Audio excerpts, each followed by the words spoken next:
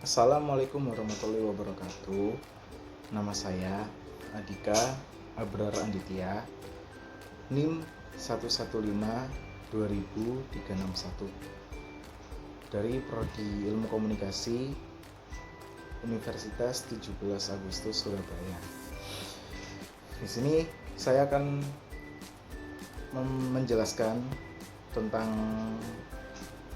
EAS Media Kultural and Studies kelas D, dosen Bu Mary.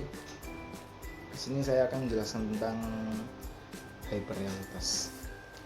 Hyperrealitas adalah suatu peristiwa yang sering kita ketahui atau bahkan kita alami di kehidupan sehari-hari. Hyperrealitas sendiri merupakan ketidakmampuan seseorang untuk membedakan keaslian dengan fantasi. Lalu dari situ membentuk suatu keadaan baru dengan tercampurnya antara fantasi realita, khususnya pada budaya pasca modern yang berteknologi tinggi pada saat ini. Hyperrealitas merupakan salah satu konsep yang dikemukakan oleh Jean Baudrillard untuk menjelaskan suatu keadaan yang banyak ditemukan pada individu yang melakukan representasi diri dengan membuat realitas semu menggunakan perantara media sosial. Hal ini menjadikan memudarnya realitas sesungguhnya dengan realita buatan hanya untuk sebuah pengakuan diri pada masyarakat luas. Hal inilah yang menjadikan runtuhnya realitas itu sendiri. Di dalam era perkembangan globalisasi ini, banyak perubahan yang terjadi yang termasuk pada perubahan perilaku dan gaya hidup. Perubahan tersebut hanya dijadikan untuk sebagai kepentingan semata.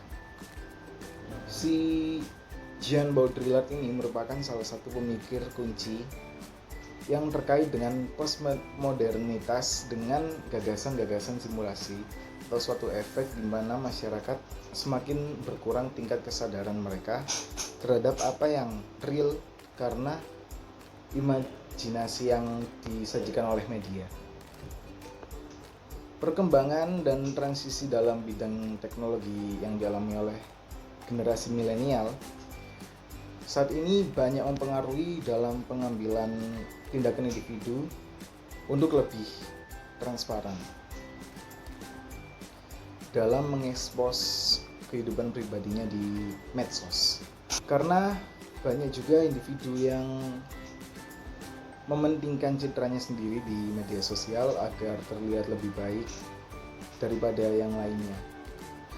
Perilaku ini sering ditemui di kota-kota besar dan maju yang memiliki kehidupan dan kebiasaan gaya hidup yang lebih mewah dengan harapan bisa diterima masyarakat. Efek hyperrealitas ini menjadi satu dengan dunia maya dan meluas di era di mana informasi yang kita dapatkan hanya bisa didapatkan dengan sentuhan ujung jari. Contohnya sosial media. Sosial media kini digantikan oleh semacam simulasi yang disampaikan dalam media. Banyak sekali informasi yang kita tampung, tetapi kita tidak peduli seberapa butuhnya. Kita juga tidak pernah tahu mana yang benar dan mana yang salah karena kebenaran dan kebohongan itu sendiri sudah tidak dapat dibedakan batasnya. Selanjutnya saya akan memberikan sebuah contoh dari hyperrealitas, fenomena hyperrealitas ini.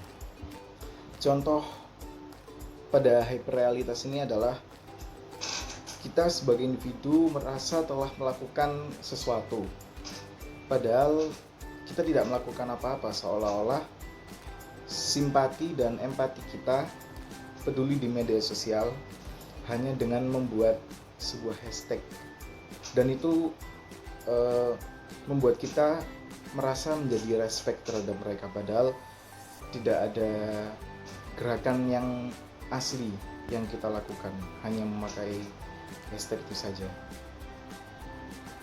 Contoh hyperrealitas selanjutnya adalah dalam kehidupan sosial media di Instagram. Contohnya adalah ada salah satu influencer yang menggunakan baju-baju bagus dan mahal agar terlihat elegan. Namun nyatanya semua itu tidak terjadi dalam dunia nyata. Budaya seperti ini akan terus berjalan dan menjadikan masyarakat menjadi candu akan dunia maya. Hal tersebut akan menjadi buruk karena akan menghilangkan kebudayaan sederhana yang ada dalam masyarakat kita. Selanjutnya saya akan menjelaskan tentang efek-efek yang akan ditimbulkan terhadap hyperrealitas ini. Yang pertama adalah hilangnya perbedaan antara realitas dan representasi. Di dalam dunia yang terus berkembang secara digital ini, kita semakin terhubung dengan media sosial dan dunia maya. Efek hyperrealitas ini menyebabkan batas antara realitas dan representasi visual menjadi samar. Orang seringkali terhubung dengan citra dan simulasi daripada dengan realitas sebenarnya.